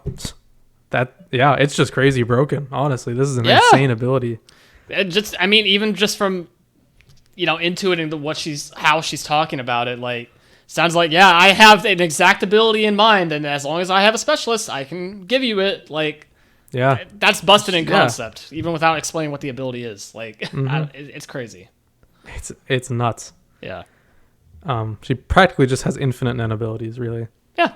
It's stupid busted. Yep. 2. This relates to chapter 406, and I believe most people have missed it. Crollo's main plan is to steal a national treasure to facilitate in improving his nen ability skill hunter from genius level, as noted in the chart by Togashi, to ultimate level. But he knows the reality that if he comes across Hisoka before he reaches that goal, he is ready to die to kill him. I believe that Crollo has placed permanent sun and moon marks. Those marks cannot be removed and will explode on contact, right? On himself. And plans to suicide bomb Hisoka. And since sun and moon is a nen after death ability being used by a nen master on himself in a sacrificial manner, the powerful nen blast will probably rival Netero's hero hand and will put the fear of the Phantom Troop in the eyes of the general public. Holy. Wow. I like that, actually. That's a thought. Okay. That being said, I feel like that destroys literally the entire boat if it happens. Yes. So we've talked about so many different ways for this boat to sink, and that was definitely not on my bingo card. But hey, maybe that is definitely possible. Because, well, do we know if the previous Sun and Moon user used it on himself, or did he just die of like another random thing? I don't know if we ever got a cause of death. I think Crow's just like, yeah, I got it from the previous Nen user. He's dead now. So yeah. Like, okay. I don't know. Yeah, I mean, I don't see why it couldn't be used on yourself, honestly. Yeah, So, I see why not. It's just the marks touching. I don't think it matters what surface they're on. So. Yeah, no. Interesting. Yeah, that is a pretty cool thought. Man, that'd be crazy if that actually happened. Yeah, I imagine like there's no build up either. I imagine he just like sees Hisoka and he just like runs at him and touches his hands and blows up. Boom! Yeah, that'd be the most anticlimactic part 2 for that encounter of all time. But that'd be so funny. Yeah, it'd be love insane. Yeah. Oh man, keep that in the back of my mind for potentiality. Yeah, thank you for the comment, Page Max. That was good. That was a good one. Next up from Edwards. Morena saying Bork is just one option out of many is the one reveal I never saw coming. It's very obvious, but it went right over my head. Hey, me too, man. You're not alone. Yeah. Getting access to Ceri's personal guards is just one route out of many she can take. I don't know what to say. This chapter gave us like 50 answers, but now the potential is overflowing. I assume we'll get a continuation of the game next chapter. I wouldn't assume. Wow. Yeah. You're the first one to say that. Huh. Okay. I like no. I like the confidence, but yeah. Hey man, let's do it. I was legit on the edge of my seat the entire chapter. The martial law announcement shocked me. Haha. Yeah. P.S. Togashi's tweets about 411 reveals a lot about what the chapter will contain, but I'm refraining from writing about it here if y'all would rather have it unspoiled. Yeah, we mentioned that before we got into the chapter discussion during the news segment that 411 did reveal quite a bit. We're not going to talk about the specifics here, but you can find it very easily if you are so inclined to do so. Yeah, I certainly have things to say about it, but I'll keep the thoughts to myself, just out of respect for others. Yeah. And yeah, something that came to mind when you were saying that, the way this chapter is structured is so cool because like this whole time you're invested in this game and like these two characters, and then right at the end it like snaps you back to reality and it's like, oh shit, what? Yeah, martial law. I love it. It's such like a whiplash thing. It's so cool. It's the one thing people are anticipating for like 10 plus chapters now. Like, yeah, it was gonna happen, and right when you were most distracted, it's like, oh yeah, it's happening. By the way, very, very cool. So cool. I love that. All right, next comes from SDM4B. I don't know if any of you have ever watched or read Yu Yu Hakusho, me. But Morena feels very similar to one of its villains, Sensui. This is interesting because just a couple of chapters ago, I was talking about comparing Crollo to Sensui. And Morena... Let me read your comment.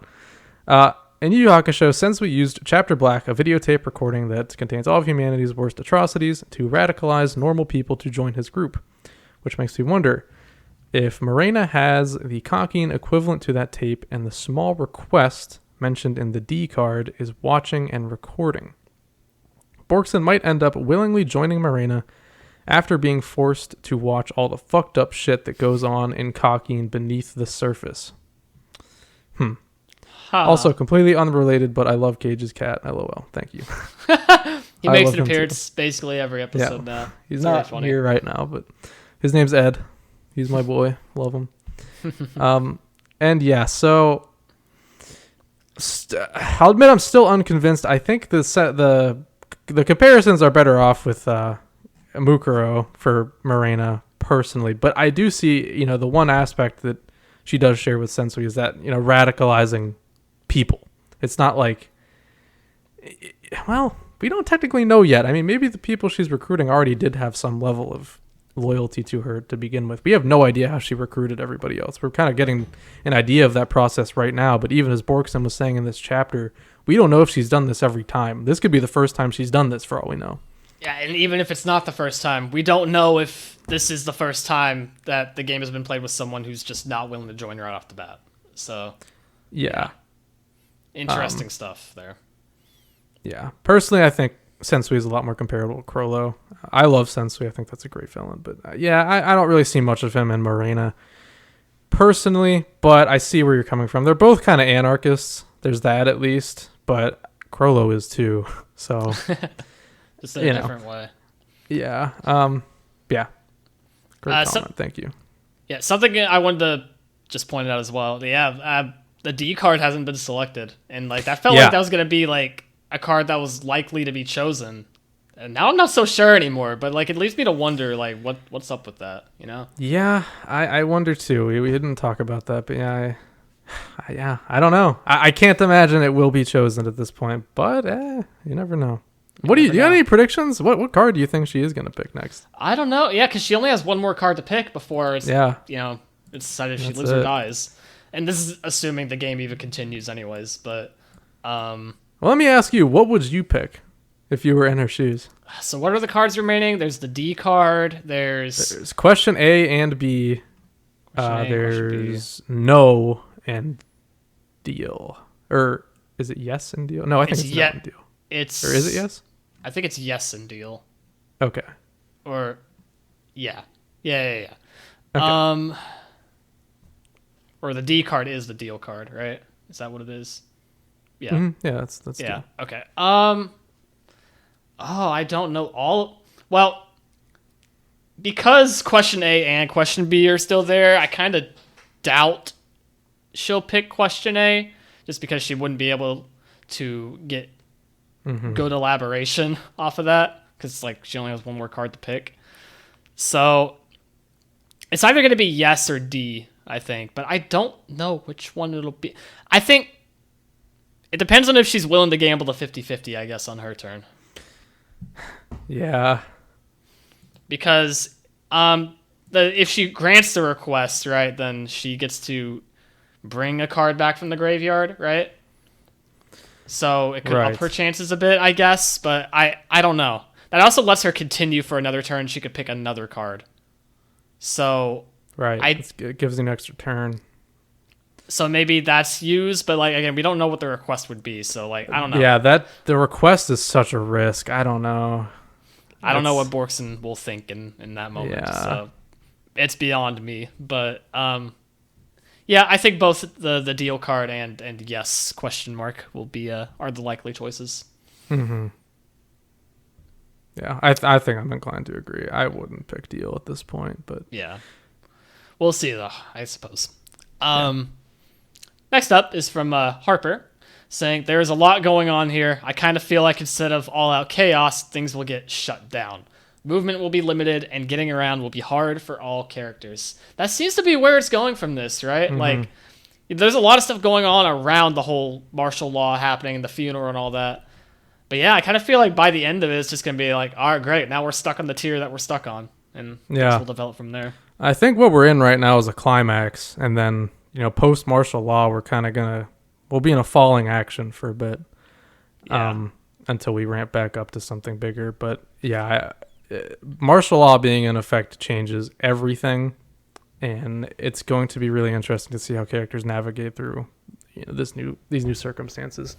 Yeah, it opens up a lot of Well, it's funny because I'm gonna say it's open. It'll open up a lot of doors for like new like plot lines to develop through that. But at the same time, it's like the doors are being closed because of martial law. Yeah. Next comes from Monotechnic, who says, I'm obviously not on the same team as Morena, but man, hearing what she went through, how she was labeled as meat, I think we can all infer what that means, along with how she activates her ability, is just mega depressing. True, yeah, I didn't think about the relation to that and how she activates her ability. Well, not activates, but spreads it, yeah. Yeah. I'm all for the downfall of Kakin, but I hope she explains why she wants the rest of the world dead. Yeah, actually, great point. What did the rest of the world do? Maybe she just thinks humanity's disgusting as a whole because that's allowed to be a thing in the world. Yeah, fair enough. But, I mean, Kakin was an irrelegated government. It was just a standalone thing. It wasn't even part of the V5, 6 now until very recently, so... Very little reason to blame the rest of the world, to be honest, but I guess that's what makes her radical in that sense. Yeah. I would like some more elaboration as well, but yeah, I'm just not sure if we'll get it. Yeah. But hey, I'm also down for the downfall of Kakin, but if Hulkenberg's at the helm, then let's rise it up. I was going to become a Kakin supporter if Hulkenberg's in charge. That's crazy. He's going to fix it. Oh, yeah, will he now? Okay. Yes, as long as he doesn't go nuts. You're assuming a lot from that. Yeah. It's all right. He'll be fine. Unrelated, by the way, she talks about the world reminds me of Gyro. Yeah. Don't think we'll see him because I don't see Gon joining the story, though. Yeah, he's not on the boat. But... very similar. You're very right. Yeah. Yeah. It's a great point. Different very circumstances, but yeah. Mm-hmm. Oh man, I do see the similarities now that you put that into a sentence. But yeah, we're not seeing him or Gon. Gon is not on the boat, guys. Do not fall for that. No. Don't give in, guys. Maybe one day we'll see him again, but not now. Not today. No. Not anytime soon either, I don't think. Next up from Spiral Trigger saying, I feel Hulkenberg succeeded. Yeah, one, swapped with Benjamin. That's what me and Kaige both thought immediately. So, yeah, in line there. 2, contacted First Queen to have a will for Benjamin that gives the choice picking the successor of who controls the royal guards and martial law. Whoa. Huh. Okay. I guess we never considered if Benjamin were to die, who gets to dictate martial law from then on out. We never considered that question. Yeah. Interesting. 3, Hulkenberg calls for martial law saying might betrayed them. I don't know if that one makes sense to me, but I'll let you cope with it still. Yeah. 4, Hulkenberg kills himself inside Benjamin and his soul goes back in his original body and self-revive, which kills all followers close to him or who helped with his last arrow usage. So okay. Well, go ahead, sorry. I was going to say, we kind of brought up something similar as like a possibility before, right? About how like, yeah, we don't know what happens to his soul if the body were to die, after the soul swap, right? Or no, we do know he would go back to his body, but Benjamin wouldn't go back to his body. Yeah, but also keep in mind, Hulkenberg's body is actually dead. So yes, there would have to be something more to actually revive the body as well as give him back his body. Which is where the followers dying maybe comes into play. Yeah, as well. Some kind of equivalent exchange type deal. But then, see, the hole that I just kind of realized recently, this wasn't just now, but if that were to happen and there is some kind of extreme circumstance where all of his followers just drop dead, what does that leave for Hulkenberg? Like, without his people, what can he do? Like, is he just going to endlessly... Like, his ability is effectively useless, really, at that point. Because he can't swap other people anymore. He can only swap himself. And if he has his original body, what's the point? That's an interesting question, actually. Huh. And unfortunately, it kind of ties into knowing even more about Hulkenberg's ability because it's the most complex thing in the universe right now. Yeah. Many questions. Many questions still yet to be answered, and we probably will not get answers for a while. No. Unfortunately. But interesting thought. I didn't consider that as well, Kaige. That's good. Thanks. And then he said 4 again. I think he means 5. While every civilian and person on the boat panics, Hulkenberg goes live and stops the chaos and gains supporters by being this godly figure who saved them from the brink of death. Well, maybe that answers my question, I guess. He gains new followers through some like godly event. Well, there you go. Hey. that could easily happen too for like the lower you're totally classes right. as well. Hulkenberg is I hate to admit this about my boy, but he is maybe going on the path towards developing a god complex. Maybe. I think that's a likely end point for his character. Yeah. Not there yet, but I can see it happening. And maybe, I mean, if that happens, then yeah, it's over. But that is a good way to get him followers again. If all of his people die, then yeah, that's a good way to get him back in. And yes, I will support him to the end. I don't care if he has a god complex. Yeah. I'll die with him. Let's do it. I'll be in that crowd. Yeah, Hulkenberg will use Caige's soul, and I will be the lone host of this podcast. Live during the chapter recap, I'll drop dead. Last part of this comment, though, I 100% see Borkson choosing the deal card, and the request being, will she bring a specialist to her to take her place? And if she does that, that will give her the same outcome as the X card.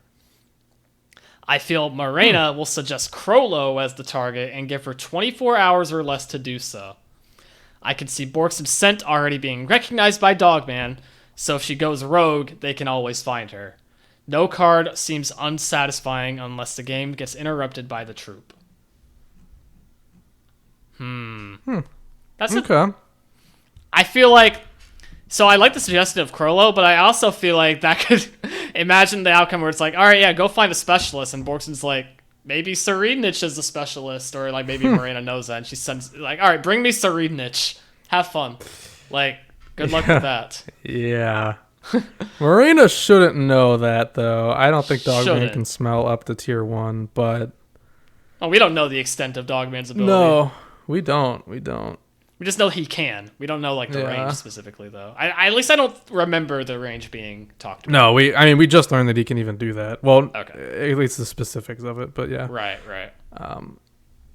Yeah. But, yeah, I could see that being the request, though. I was also kind of thinking that as a potential for that. But we'll see. Yeah, we will see. Next comes from Joseph, UM6WZ, who says, my guess is that assuming the game continues, Borkson will choose a deal card in order to increase her chances of surviving her final card. Okay. The problem is that without the question A card, she can't know what the implications of the small requests are. So, I don't see how she can safely agree to do literally anything Morena asks her. And since she would be using deal to increase her chances of walking out with X, Morena doesn't have any incentive to make the request reasonable. Which is why I really don't think she's going to pick the deal card exactly as you said. It's far too risky, and I think Borkson's smart enough to realize that. This is a very smart character. In a way, I kind of think she's just going to throw away her last turn. Like, she's going to pick a card, but it's not... Like, it might even just be question A, honestly. Like, just get some information and pray that she gets... what's the card called? Return. Yeah. So take the 50-50 chance and just ask whatever questions you can before you accept your fate. Yeah, because I don't know. She could pick deal. It just depends. I don't know. We haven't seen.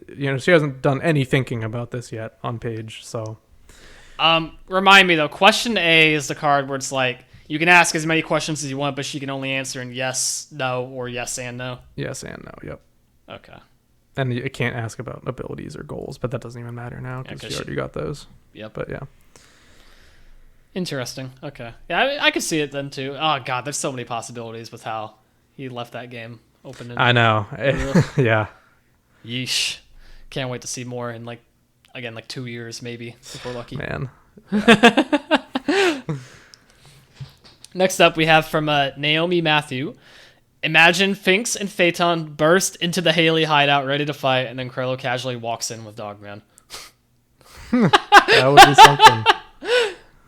So that reminds me as well. We know that that group was like walking. Well, no, yeah, we know they're going up to tier 2 via the staircase or whatever, right? But they were going to be sent back down from Nobunaga, right? Because of what is happening with the troop now at this point? It feels like we kind of randomly cut away from Group B at this point. We did. They're on their way to tier 2. They were having it's probably not going to happen now that we know Wang is not really an ally, but he was going to contact Henry and have him gather up other members to help. Oh, right. But yeah, no, they're on a straight track. They're going. I mean, I guess it's possible they just burst in, but like, God, that's so much happening at that point. Game interrupted by martial law, Finks and Phaeton busting through the room, and then Crollo and Dogman walk in, and it's like, why are you here? Why are you here? It's like, oh my God. Yeah. That'd be Morena's just sitting there all confused. I kind of want to see it now, just envisioning that, but yeah. Jesus, that sounds chaotic. It all does, on tier yeah. 2. Hey, we'll see. We will see. Next comes from Finian Fanning, who says, I wonder if it is Hulkenberg who declared martial law or Benjamin. I reckon the latter. That Benji found out that Balls wasn't actually himself and declared martial law as a result.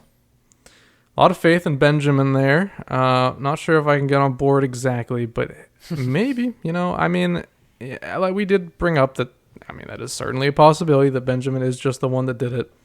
Benjamin's smart, so like maybe he can deduce that. Maybe this entire time he's been playing along thinking that maybe something is up, and we as the readers just aren't supposed to be aware of that, Oh yeah, 100%. I mean, we did throw out the idea before that maybe there could be a way that Benjamin has of testing whether or not Balls is actually who he says he is. Right. Maybe we'll get there. We shall see in due time. But it is kind of a coin flip on what is actually happening there. So yeah. We have Harry Lynch next, saying, I like this chapter's characterization of Morena and Borson a lot. I always liked her and Sari's group of friends since their first chapter, and I'm glad to see them getting some payoff. That said, though, if he spent 2 chapters on the card game and it doesn't even end up finishing, Togashi isn't cooking. Don't say that. He's still cooking. It'll just, we'll get there. I get what you're saying. He cuts saying. away all the time. I get what you're saying, but yeah, it's classic for him to cut away. Kaige was talking with me about this earlier. Dude, does anybody remember the Netero Meruem fight? How that was going to happen, and then like it spent how long cut away until it actually started? Yeah, that fight really started, and then we cut away for a while and didn't come back to it. It was at quite least some time. It was at least like 10 or 15 episodes in the anime. I remember that much. So yeah, that's quite a lot of chapters. Yes. Next is from Binky Brew, who says, I really like how charismatic Morena is in this chapter. Me too. We know that this is how she recruits people with this Nen ability, but not only does it hinge on her ability to answer questions without giving too much, but also on her ability to persuade too. She does this by being genuinely honest and polite. She is so matter-of-fact about it, I think the reason why she acts like this is sort of a mixture of lowered sense of worth, since she lived most of her life as meat instead of a human, and just practicality. What a great character, and I'm loving the dynamic between her and Volkson. Or Borkson. Yeah, absolutely. I think that's a pretty great read on the character. Yeah, very charismatic. And I like the idea of like how you're approaching the perspective of why she may be like this, and with the lowered sense of worth and whatnot. Very layered character in general. I don't know. She's very personable all the while having this very tragic past. Just, I don't know. Yeah, great character. I'm really loving Morena right now. Yeah, for sure. Next we have from Smokey Lonesome. So the whole thing of Morena being class of 98, I like that, seems to be confusing people, since the year at the start of the story is 1998, and it should now only be 2001. I just assume Kakin goes off of a unique calendar system. Yeah. The country they specified the Kakin calendar when she was saying that, so I mean. Bingo. I didn't even really question it. The country is partly inspired by both China and India, and both have different calendars, though they use the Gregorian calendar for diplomatic reasons. So it doesn't seem like a stretch. Yeah, I agree for sure. Yeah. Maybe their calendar began when Kakin was united under the first king. Morena's backstory and how it shapes her goals seem very similar to Gyro, so that makes me wonder what will be left to explore for him thematically. Maybe that will come through his interaction with Gon. That's a good thing to bring up. Yeah, if we're doing all this right now, here and now, with Morena, are we going to be just treading the same water again when we get the Gyro? I think not. I'm sure Togashi has been planning Gyro for a while, and he has something in mind, unless he's just replacing Gyro with Morena right now. That wouldn't seem likely to me, though. Yeah, no. I do think we're going to learn a lot more about Gyro in some capacity whenever we get to him, and I also do think Gon will probably bring out something in him that we have yet to see. And we haven't even seen much of Gyro, by the way, guys. So yeah. If we ever get to that part of the story, right. though, I want to see it so badly, dude. Me too. It's best not to think about it, honestly, but it is hard not to think about them here because you're totally right. They are pretty similar. I'm telling you, let my radical theory come true, where we wrap up the Succession War, they get to the Dark Continent, and then we cut away to Gon, Killua, and Alaka. Please, I need it. It's not impossible. That's my quota that I just hit for, yapping on that every couple months. Right on. Next is from Bizarre Sar. He says, I definitely think we're going to cut to, here we go, another one, Balsa Milkenberg. All right, I like it. You guys are getting real creative. I like it. I respect it. Balsa Milkenberg, next chapter. It's been a while since we last seen him. Yeah, it's been that long. And we know he had 10 hours to make a move. I'm thinking he convinced Benjamin to enact martial law with his death in order to isolate him and hit him with the soul-swapping arrow. Oh, you think you convinced Benjamin to do martial law? Oh. I did throw that out earlier, but I kind of brushed it off. But in order to isolate him is a pretty good idea. Yeah. Maybe. Ooh. Maybe. Oh, that's kind of cooking, actually. That'd be subverting expectations while still but yeah, it can still happen though. Yeah. I like that. Yeah, and having that event be close quarters, it's just the two of them. That'd be a pretty cool scene. I think so too. Because I always imagine it happening with during the funeral, a huge crowd around, but. Mm-hmm. Just the two of them in a room together, and that whole there's probably gonna be a pretty cool conversation before it actually happens. That's cool. I like that. Yeah, absolutely. Yeah, I'm a fan of this for sure. Yeah. Next from Trevor, my thoughts after this chapter are that I still don't believe Borkson will willingly switch over to Morena's side. Yeah, and will likely end up dying soon, whether due to selecting no or the Phantom Troop infiltration. I think he'll die in the middle of the Phantom Troop infiltration. That's interesting. I believe the martial law that was declared was caused due to a prince's death that was a benefactor to a mafia family, likely Luzerus or Zhonglei, and not directly related to the funeral procession. We had another Zhonglei is dying, potentially, believer. That's so interesting to me. Yeah, that is interesting.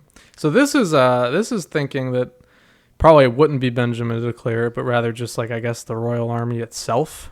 If that is a thing that can happen, which I have to imagine. Some high-ranking officer can probably declare martial law, I guess. Maybe. Doesn't necessarily have to be Benjamin, but I don't know. Not sure how that works exactly. I don't know military rankings. Me neither, yeah. But maybe, yeah. So something else entirely is going on while the funeral is happening, so it's not even related. Maybe. Potentially, yeah. And long shot theory, instead of Morena scouting Crollo to join, Crollo may have Morena fill the number 9 spot in the Spiders instead. I don't know about that. I don't think Morena would even join. What I reason don't think would so. she have to do that? Why would she need to join another group when she has an ability as busted as hers, right? Yeah, I don't think that. He does say it's a long shot theory. I want to give him credit properly there. Everybody shit on my Beyond theory, even though I clearly said it was not going to happen. So I don't want to shit on this guy. But Yeah, I'm thinking no, but I don't even really want to say we'll see because I don't think we're gonna see that. But it's a fun idea at the very least. And I could see Morena in like an alternate reality, like vibing with the rest of the troop, personality wise, right? Like yeah. There's something there to it. I see what you're saying. I just don't think it's likely, personally. Yeah. Okay. Well, next comes from Godzilla King of Kaiju, who says this chapter definitely is one of my favorites. The way that Togashi is further developing the themes that he had put in Chimera Ant is pure genius. Meruem mentioning how on one side of a nation the people are prospering and thriving, while on the other half it's just suffering and poverty. This chapter really shows that aspect. Morena being a child of a non-consensual union, to put it lightly, is very gut-wrenching. Something I find super interesting is how Togashi introduced us to Gyro and Chimera Ant and have him basically disappear from the story, just for Togashi to introduce us to Morena, who has the same goal as Gyro, and even to some extent have the same life experiences that led them to hate humanity. That alone makes me think that Morena might survive and somehow make her way back to the mainland and meet up with Gyro. Okay, we're getting somewhere. Obviously, I'm not entirely sure how that would happen, but something tells me we might get to see Morena and Gyro interact. Or maybe Morena can fail, and in her failure/death, it'll show us what the crucial difference between her and Gyro is. I love that, actually. Love that. Whoa. Sorry for the long comment. I just have a lot to say. LOL. That is not even long, man, honestly. No, we've seen much longer, even within this episode's comments. Keep making engaging content, guys. Looking forward to the chapter review. Thank you very much. Thank you. And thank you. That is a great comment. I love that, man. That's great stuff. That would be a reason as to why it feels like we're treading the same territory. Maybe that's what Togashi would intend. Like, okay, this is how you fail in these ambitions. Let's look at the other character we cut away to, and we'll show it how it's actually done when things hit the fan and goes wrong. Yeah, that's great. That's really great. Both ideas, even like them teaming up, is really cool too. I think, again, like you said, I don't know how that would happen, but it's a cool thought. I like the idea because like it's hard to think of a conceivable way to kind of like, because how Togashi structures Hunter x Hunter arcs in general is that they all kind of like bleed into one another, right? Like ramifications from one arc kind of gets carried over into the next, and so on and so forth. But when you think about potentially going back to the mainland and like revisiting Gon, Killua, all these other characters that are there, right? It's hard to see how the succession war could really factor into any kind of like lasting ramifications for the mainland. So having it kind of be more meta in that sense, where it's like character ambitions being compared to one another and like just entirely different things happening as a result of it, happening completely different places. I kind of like that as like an approach for, segueing into a potential new arc like that. That'd be interesting. Yeah. I'm totally with you. That's a fantastic comment. I'll be thinking about that for a bit now. Yes, thank you. And last comment we'll be reading today is from Emerald the Black David. Which princes were too young for this last carnival, and who was there? It was only 2 years ago, ... Yeah. Pull up my charts here. So Wobble, obviously. Yeah, Wobble was not there. Not sure what she would do there. Mariam was probably not there too. I would sure hope not. But is that the cutoff? Like, are we gonna maybe Momose through Kacho? Were they all there too? Because surely Hulkenberg was. Well, actually, Hulkenberg wouldn't have gone, but he probably was invited. Yeah. But like, Sale was definitely there. He, no doubt in my mind, unfortunately. That motherfucker. Love him.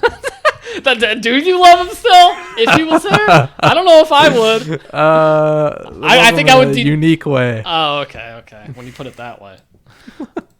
Momose, I think it'd be easier to talk about the princes that we know would be likely to be there. Yeah. So think of like Serenich, right? 100% there. Benjamin, even I could see more than likely. Yeah. Camilla, even, to be honest.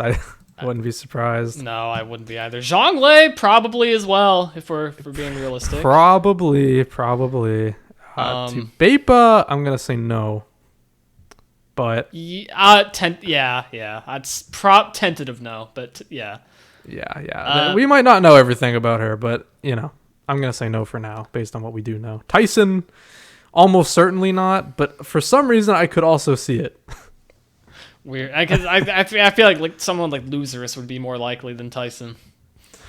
Oh yeah, I mean Loserus was there, but I'm kind of just going in order. Tyson probably not though, but maybe. And Sale and Hulkenberg were. Well, Hulkenberg wasn't there, but Sale. That's the one that's like there's not a doubt in my mind. He was definitely there. Unfortunately, yeah, I think Sale would have loved those parties. Yes. Yeah. You can even view that as like potential foreshadowing, just seeing how he acted and how much like little care he had for the game itself. He was just kind of focused on partying. That's the aspect of being royalty that he was into. Always having women around him. Yep. He was probably very involved in those. Unfortunately for our king there. Would not be surprised. But yeah, interesting to think about. Again, that carnival was only 2 years ago, the last one. So like, yeah, which is crazy, man. Will that play a factor into more reveals in the future? I guess only time will tell. I definitely don't want to see that flashback, though. I gotta be honest. No. I don't want to see it either. But I wonder if it'll be a talking point. I'd like to hear about it in some capacity more. But yeah, that is a crazy thing there. For sure. Yep, that wraps up the community comment section, though. I will once again put out a reminder every single Sunday morning. If you want to potentially get your thoughts read on the show, be sure to look out for the community posts on the YouTube channel every Sunday morning, or reach out to us either via the Twitter Bluesky accounts or through our email. Yes. And with that, this has been the Hunter Association. Thank you so much for listening. We are available on all major podcasting platforms as well as YouTube for the video version. Be sure to follow, rate, and review on Apple Podcasts and Spotify. And if you're watching on YouTube, make sure to like, comment, and subscribe. You can also follow us on Twitter at TXHXAPod and on Bluesky at just THAPod for updates on the show. As always, we will be here at the same time every week talking about Hunter x Hunter. Dylan, where can people find you online? You can find me at DJ Tengen. That's DJTENGEN, both on Twitter and Bluesky. A little bit more personal activity going on Bluesky nowadays rather than Twitter, but I still repost some stuff and talk about some stuff occasionally on Twitter. So yeah, be sure to go check me out there. Absolutely, and you can find me only on Bluesky at Kaige10, tweeting about whatever right now. I don't know, just whatever comes to mind at the moment. Still TCG Pocket, and other things. He's addicted, guys. I've never been into a mobile game like that. Well, except for Dokkan. I was about to say, yeah, I can think of one. Yeah, I'm still into Dokkan actually, but haven't been into one like that since. So this one's here to stay. Yeah. Yeah. Oh, go ahead. Now, I was going to say, before we end the episode officially, I wanted to acknowledge as well here at the very end. Thank you guys so much for 1,000 subs. Oh my God, yes. On the YouTube channel. Yeah. We didn't really talk about it at all within the rest of this episode, but I feel like it's only right that we mention it here at the very least. Thank you so much for the support. It means the world to us. And yeah, just kind of thank you. Yeah, it really is what it comes down to. It. We're planning potentially a really cool thing to celebrate that milestone. Don't know exactly when it'll be yet, but we have some fun stuff in the works, I think. And so I just wanted to thank you guys for the support, and be sure to keep an eye out in the future for things to come. Absolutely. Yeah. Thank you guys so much for 1,000 subs. I totally forgot to bring that up, but yeah, I mean, that was a huge moment for us. That's the biggest milestone for a small YouTube channel, really. That's like the first step. And, yeah, it's incredible to see. I never thought we'd get there this quickly, by the way. In like 4 months. That's all it took. That's amazing. So thank you all so much. The timeline was much more accelerated than we were anticipating when we started the channel. So yeah, yes, the support is fantastic. Thank you guys. Yes, you will notice we have ads on YouTube now. Sorry. That's the only change. We're trying to be reasonable with it, but Yes, the auto ad placement that YouTube pushed at first was absolutely insane. We had to step in and do something about that. Cause the way it works is it automatically places mid-roll ads throughout the video at what it considers as like pause points, essentially. But when I looked through it, at the one video that I did look through it for, I kid you not, guys, there was anywhere between 30 to 40 ads placed throughout the video. There was some that it was like a minute or two breaks before another ad would start playing. We fixed that very quickly, so hopefully none of you got affected by that. Yes, I really hope nobody happened to be watching while that was still on, because oh my god. But yeah, we have it so it's gonna play during like our segment breaks and also at the beginning and end. So very reasonable, I think. So yeah, it shouldn't affect you guys too much. And hey, I'll tell you a little life hack. Honestly, if you guys don't want ads, we still don't have ads on audio platforms. But here's the caveat: if you make us too big on there now, we will get ads. So choose wisely. It's a push and pull. Yeah. So thank you guys though. That really meant the world to us, and very appreciative. Very, very appreciative. And yeah, be on the lookout for an announcement at some point about what we have planned for that if it happens. I think it will, but cool stuff coming. For sure. Keep an eye out, guys. All right, and with that, we will see you guys next week for Oh, by the way, sorry, no Dan. I didn't mention that. Oh yeah. Canceled last minute. Sorry about that. He might be on next. I don't know what's going on. We'll see. Maybe next week. Maybe not. But yeah, we do have a guest coming up at some point soon, even if it's not Dan. So keep an eye out, and we'll see you guys next week for chapter 409. Yep, we will see you there. Take care.